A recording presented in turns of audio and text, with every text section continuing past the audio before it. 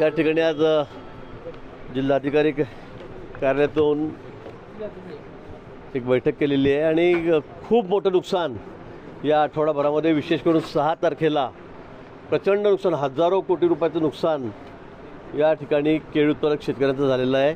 अतिशय हाती तोंड आलेला घास, भावसुद्धा केळीचे कधी नव्हते इतके चांगले भाव, जवळपास 3200 ते 3500 रुपयेपर्यंत क्विंटलला भाव शेतीमालाला केळीला यावेळेला मिळत असताना अचानक वादळ आलं 6 तारखेला आणि या वादळामध्ये लाखो झाडं केळीचे हे जमीनदोस्त झालेले आहेत, भुईसपाट झालेले आहेत आणि त्यामुळे शेतकरी मोठ्या अडचणीत सापडलेला आहेत। आता या संदर्भामध्ये तलाठ्याच्या माध्यमातून, खालच्या रेव्हेन्यूच्या अधिकाऱ्याच्या माध्यमातून त्या ठिकाणी पंचनामे सुरू आहेत, तरी झालेलं नुकसान हे अतिशय मोठं आहे। कारण आमचा भाग जळगाव जिल्हा हा केळी उत्पादक आहे, अतिशय आधुनिक पद्धतीने शेती केली जाते। एक एक झाड केळीचं 30-30, 35-35, 40-40 किलोचं त्या ठिकाणी आहे आणि त्यामुळे नुकसान खूप मोठं आहे, शेतकरी अडचणीत आहे। म्हणून विमा, कारण म्हणजे विम्याच्या बाबतीमध्ये आम्हाला सर्वांनाच मोठं म्हणजे सगळ्यांचंच ऑब्जेक्शन आहे। ज्या पद्धतीने विमा कंपन्या शेतकऱ्याची फसवणूक करत आहेत, फसवणूकच मी म्हणेल, ती अतिशय अयोग्य आहे। शेतकऱ्यांना म्हणजे तुम्ही सांगता काय, दाखवता काय, क्षेत्र किती दाखवतात, आम्ही एवढेच पैसे देऊ म्हणजे शेतकऱ्यांजवळून पैसे वसूल करायचेत। शासनसुद्धा विम्याचे पैसे भरतं पण देताना मात्र हातामध्ये काही देत नाही, ही वस्तुस्थिती आज या ठिकाणी आहे। जिल्हाधिकाऱ्यांनी ते सुद्धा मान्य केलेलं आहे। या संदर्भामध्ये सोमवारी मंगळवारी आम्ही माननीय मुख्यमंत्री महोदयांना विनंती करणार आहे की आपल्याकडे एक बैठक लावा, विमा कंपन्यांनासुद्धा त्या ठिकाणी बोलवा आणि सोक्षमोक्ष करा। अन्यथा शेतकरी विम्याचे पैसे भरतो आहे, शेकडो कोटी, 700, 800 कोटी रुपये त्या ठिकाणी विमा कंपनीचे आपल्या जिल्ह्यात जमा झाले आहेत आणि शेतकऱ्यांना तुम्ही देता काय? शेतकऱ्यांच्या हातामध्ये काही पडत नाही आहे। आणि या संदर्भामध्ये एक विस्तृत बैठक, त्यामध्ये CS राहतील, माननीय मुख्यमंत्री राहतील, उपमुख्यमंत्री राहतील दोन्ही, आणि आम्ही सर्व लोकप्रतिनिधी जळगाव जिल्ह्यातले केळी उत्पादक भागातले आम्ही त्या ठिकाणी राहू आणि या संदर्भामध्ये एक सोक्षमोक्ष ठिकाणी करू। एल निनोचं सावट पसरलेलं आहे, मोठ्या प्रमाणात एल निनोमुळे नुकसानीचा देखील अंदाज व्यक्त केला जात आहे। सरकारने या संदर्भात काय आता नेमकी भूमिका घेतली आहे? प्रशांत महासागरामध्ये आपण बघितलं की एल निनोचा मला वाटतं सुरुवात झालेली आहे। आता सांगितलं असं जातं की 1950 नंतर किंवा त्यापेक्षाही मोठा एल निनोचा प्रभाव हा या ठिकाणी यावर्षी दिसणार आहे आणि म्हणून मला वाटतं की पर्जन्यमान कमी होईल, पाऊस कमी पडेल, मोठ्या दुष्काळाला सामोरं जावं लागेल, हे आज हवामान खात्याकडून वर्तवलं गेलेलं आहे, आधी वर्तवलं गेलेलं आहे। पण त्याची सुरुवात या ठिकाणी झालेली आहे आणि म्हणून शासन त्या पद्धतीने जी काळजी घ्यायची आहे त्यासाठी ती सर्व त्या ठिकाणी घेत आहे। डिझास्टरच्या माध्यमातून, आपत्तीच्या माध्यमातून ते माझंच खातं आहे, त्या ठिकाणीसुद्धा आम्ही सगळ्या उपाययोजना काढतो आहे, काय करावं लागेल काय नाही। त्यामुळे पावसाळासुद्धा आता लेट होणार आहे, पाऊस कमी पडणार आहे आणि त्यामुळे ज्या आवश्यक सूचना आहेत त्या सगळ्या शासन स्तरावरून आम्ही खाली देत आहोत। मग केळीचे निकष जे आहेत, वेगवेगळे निकष जे आहेत विमा कंपन्यांकडून लावले जातात, वारंवार केळीचा फटका शेतकऱ्यांना बसतो, विमा कंपन्या भरपाई देत नाही, मात्र विमा कंपन्यांवर कुठली कारवाई आतापर्यंत झाल्याचं पाहायला मिळत नाही। विमा कंपन्या खरंच मी सांगेल की शेतकऱ्यांची फसवणूक करत आहेत, पैसे घेतात शेतकऱ्यांकडून, शासनाकडून पैसे घेत आहेत, पण या ठिकाणी शेतकऱ्यांना त्याचा योग्य मोबदला देत नाही, शेतकऱ्यांची फसवणूकच करतायत, पुन्हा सांगेल मी। आणि म्हणून या संदर्भामध्ये माननीय मुख्यमंत्री महोदयांना मी आज विनंती करणार आहे की आपण एक विस्तृत बैठक या संदर्भामध्ये सोमवारी मंगळवारी आमची घ्यावी, तिथे विमा कंपनीच्या अधिकाऱ्यांसुद्धा त्या ठिकाणी बोलवावं आणि या गोष्टीचा सोक्षमोक्ष लावा। मध्य प्रदेश सरकारने नुकसान जे आहे 1 लाख रुपये हेक्टरी तत्काळ देण्यात आलेली आहे, पण महाराष्ट्र सरकार का देत नाही अशी शेतकऱ्यांची चर्चा आहे। सॉरी, मध्य प्रदेश सरकारने 1 लाख रुपये हेक्टरी तत्काळ मदत केलेली आहे, मात्र महाराष्ट्रामध्ये ते मिळत नाही तत्काळ। नाही, मला मध्य प्रदेश सरकार काय देतं या बाबतीमध्ये माझ्याकडे माहिती नाही आहे, पण निश्चित ती माहिती आपण त्या संदर्भामध्ये घेऊ आणि माननीय मुख्यमंत्री महोदयांना मी ती विनंती करू।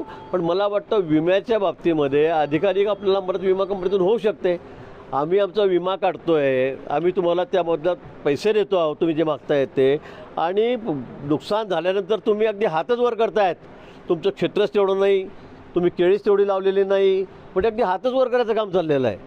शेतकऱ्याची घोर फसवणूक त्या ठिकाणी चाललेली आहे आणि म्हणून मी सांगितलं की या संदर्भामध्ये एक बैठक तातडीने लगेच या 3-4 दिवसामध्ये सोमवारी मंगळवारी आम्ही माननीय मुख्यमंत्री महोदयांच्या माध्यमातून लावणार. एकनाथ खडसेंनी पाहणी केली आणि या दरम्यान म्हटले की जशी राज्य सरकारने लाडकी बहीण योजना जी आहे ती मध्य प्रदेश सरकारची कॉपी केली, त्याच आधारावरती आता राज्य सरकारने जे आहे नुकसानीचे निकष जे आहेत ते शेतकऱ्यांना द्यावे आणि 2,20,000 प्रति हेक्टर नुकसान भरपाई शेतकऱ्यांना द्यावी. तसे त्या संदर्भामध्ये बघू, आम्ही सोमवारी मंगळवारी बैठक लावणार आहोत. त्या संदर्भामध्ये आम्ही माननीय मुख्यमंत्री महोदय, उपमुख्यमंत्री महोदय त्यांना विनंती करू. पाऊस कमी होता यंदा, पण आपल्या जलशिवार मागच्या काळात जी योजना होती यंदा मात्र या 2-4 वर्षामध्ये ती कुठेही दिसत नाही. काम कशा पद्धतीचं जर कामं झाले तर कदाचित जलयुक्त शिवाराच्या माध्यमातून सगळीकडे कामं सुरू आहेत. आपण जाऊन बघा, आपल्या मतदारसंघामध्ये या, तुम्ही आजूबाजूला बघा, JCB चाललेले आहेत, नाल्याचं खोलीकरण चाललेलं आहे, गाळ काढण्याचं काम चाललेलं आहे, धरणामधून मोठ्या प्रमाणात. आमच्याकडे तर रेल्वेचं काम चाललेलं आहे. आम्ही सगळे धरणं इतके म्हणजे 4-4 पट त्याची क्षमता करून घेतली, 5-5 पट करून घेतली, 5 पट मी असं तुम्हाला सांगेल. आणि सगळा मुरूम गती आम्ही त्यातलीच काढतो. आणि सगळीकडे आम्ही आता गाळ काढायला मुभा दिलेली आहे, विनामूल्य, कुठली रॉयल्टी त्यावर लागणार नाही. म्हणजे ज्याला शेतात टाकायचं आहे ते शेतात टाकायचं आहे, विटा थापायच्या आहेत त्यांनी विटांसाठी घेऊन जायचं आहेत. मला वाटतं की या माध्यमातून आम्ही आता शासनाच्या कारण ही माननीय मुख्यमंत्री महोदयांची अतिशय आवडती योजना आहे, जलयुक्त शिवार योजना. त्यांनी त्याची सुरुवात केलेली आहे आणि मग सगळ्या ठिकाणी महाराष्ट्रामध्ये त्याची कामं सुरू आहेत. तो शेतकऱ्यांचे दिवस आता शेतीची पेरणीचे, मात्र काही जे दुकानदार आहे लिंकिंग प्रकार दाखवतात, एका पॅकेटसोबत दुसरं पॅकेट कंपल्सरी घ्यायला लावतात. अजिबात नाही. लिंकिंगच्या बाबतीमध्ये शासनाने सक्त सूचना दिलेल्या आहेत. कॅबिनेटमध्ये यावर वारंवार चर्चा झालेली आहे. अधिकाऱ्यांना सूचना दिल्या गेलेल्या आहेत. कुठे काही तक्रार असेल ती निश्चित सांगावी. खतांचा कुठेही काळा बाजार होणार नाही याची आम्ही काळजी घेतो आहोत. अधिकाऱ्यांना सूचना देण्यात आलेल्या आहेत. आणि कोणी जर ब्लॅकमेल करत असेल, कोणी साठवणूक करत असेल तर त्याच्यावर कडक कारवाई करण्याचे आदेश माननीय मुख्यमंत्री महोदयाने दिलेले आहेत. विमा कंपन्यांवर कारवाई संदर्भातली काही भूमिका आपण मांडणार आहे का भाऊ? कारण मला वाटतं आधी या गोष्टीचा सोक्षमोक्ष करावा लागेल, कारण अतिशय चुकीच्या पद्धतीने ते मूल्यमापन करता आहेत. ते आधी आम्हाला सिद्ध करून दाखवावं लागेल. आणि या ठिकाणी या मिटिंगमध्ये परवा सोमवारी मंगळवारी पुन्हा सांगेल की या ठिकाणी सर्व अधिकाऱ्यांना, जिल्हाधिकाऱ्यांना, आमचे सगळे लोकप्रतिनिधी, काही शेतकरी प्रमुख असतील तिथे त्या भागातले, त्यांना आम्ही त्या ठिकाणी बोलू आणि त्यांच्या अडचणी काय, समस्या काय आणि विमा कंपनी हे का करत नाही याचा जाब आम्ही त्यांना विचारू. खतांचा पुरवठा पुरेसा आहे का राज्यामध्ये? खतांचा पुरवठा पुरेसा आहे, कारण युद्धजन्य परिस्थितीमुळे खतं मिळणार नाही सांगितलं. सध्या आपल्याला कल्पना आहे परिस्थिती बिकट आहे, पण आजच अमेरिकेचे राष्ट्राध्यक्ष ट्रम्प यांनी सांगितलं आहे, युद्धबंदी घोषित केलेली आहे. मला वाटतं त्याचाही मोठा परिणाम पुन्हा आपल्याकडे होईल म्हणजे सुलभ होईल सगळ्या वाहतूक, असं आपण अपेक्षा करूया. पण आवश्यक तेवढा पुरवठा तर सध्या आपल्याकडे आहे. फक्त साठवणूक करू नका. खत जर तुम्हाला 2 महिने लागणार आहे तर तुम्ही आजच साठवणूक करतायत. जसं पेट्रोल डिझेलच्या बाबतीमध्ये झालेलं होतं. सगळ्या कॅन हजारो चाललेल्या आहेत. म्हणजे मागच्या वर्षी जिथे 1 लाख लिटर डिझेल पेट्रोल लागलं तालुक्यामध्ये, ते यावेळेला 1.5-2 लाखापर्यंत चाललं गेलं. साठवणुकीमुळे झालं. आणि म्हणून शेतकऱ्यांनी काळजी करू नये. सगळ्यांना आवश्यक तेवढं खतं साठा आपल्याकडे आहे, तो आम्ही तुम्हाला देऊ. फक्त साठवणूक करू नका. सुरतमध्ये एसटी अपघात झाल्यानंतर एसटीची गुणवत्तेचा प्रश्न समोर आला होता. या संदर्भात काही चालकांनी जे आहे ते प्रसारमाध्यमांसमोर तक्रारी केल्यानंतर त्यांना एसटी प्रशासनाने नोटीस बजावल्या आहेत कारवाईच्या. नाही, या बाबतीत मला माहिती नाही, पण निश्चित अशी जर काही असेल की कोणी तक्रारी केल्या आणि त्यांच्यावर कारवाई झाली तर निश्चित मी या बाबतीमध्ये माहिती घेईन. असं अजिबात होता कामा नये. जर काही अडचणी असतील, काही तांत्रिक गोष्टी दुरुस्त करायच्या असतील आणि कोणी सूचना केल्या असतील ड्रायव्हरने, कंडक्टरने, तर मला वाटतं त्यांच्यावर कारवाई करण्याची आवश्यकता नाही. नुकसान आहे, सरसकट नुकसान भरपाई देण्यात येईल, कारण शेताचा काही भाग नुकसान झालेला आपल्याला पाहायला मिळतं. मात्र नंतर सुद्धा ते उर्वरित जे शेत असतं त्याचा उपयोग होताना दिसत नाही. नाही, शासन मदतही करेल. ज्याप्रमाणे अन्य ठिकाणी आम्ही मदत करतो आहोत तशी इथेही मदत केली जाईल. पण विमाचं कवच त्याला त्या ठिकाणी आहे. मला असं वाटतं विमाच्या माध्यमातून शेतकऱ्यांना मोठी मदत मिळू शकते, कारण सरसकट शेतकऱ्यांना जेवढं नुकसान झालं तेवढं शासन देऊ शकत नाही, हे आपल्यालाही समजतं आहे.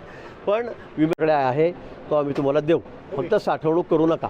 सुरतमध्ये एसटी अपघात झाल्यानंतर एसटीची गुणवत्तेचा प्रश्न समोर आला होता. या संदर्भात काही चालकांनी जे आहे ते प्रसारमाध्यमांसमोर तक्रारी केल्यानंतर त्यांना एसटी प्रशासनाने नोटीस बजावल्या आहेत कारवाईच्या. नाही, या बाबतीत मला माहिती नाही, पण निश्चित अशी जर काही असेल की कोणी तक्रारी केल्या आणि त्यांच्यावर कारवाई झाली तर निश्चित मी या बाबतीमध्ये माहिती घेईन. असं अजिबात होता कामा नये. जर काही अडचणी असतील, काही तांत्रिक गोष्टी दुरुस्त करायच्या असतील आणि कोणी सूचना केल्या असतील ड्रायव्हरने, कंडक्टरने, तर मला वाटतं त्यांच्यावर कारवाई करण्याची आवश्यकता नाही. नुकसान आहे, सरसकट नुकसान भरपाई देण्यात येईल, कारण शेताचा काही भाग नुकसान झालेला आपल्याला पाहायला मिळतं. मात्र नंतर सुद्धा ते उर्वरित जे शेत असतं त्याचा उपयोग होताना दिसत नाही. नाही, शासन मदतही करेल, ज्याप्रमाणे अन्य ठिकाणी आम्ही मदत करतो आहोत तसे इथेही मदत केली जाईल. पण विमाचं कवच त्याला त्या ठिकाणी आहे.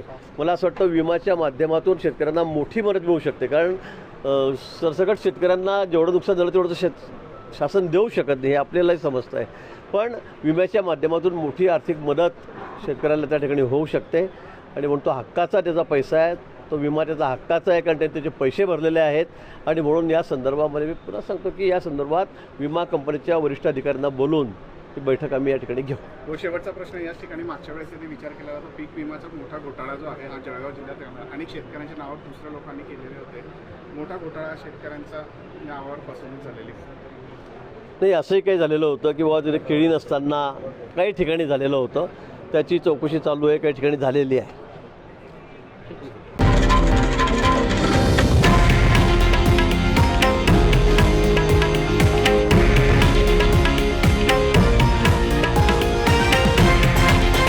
हे आहे देशातील नंबर 1 न्यूज नेटवर्क आणि आपण पाहत आहात TV9 मराठी, एकमेव.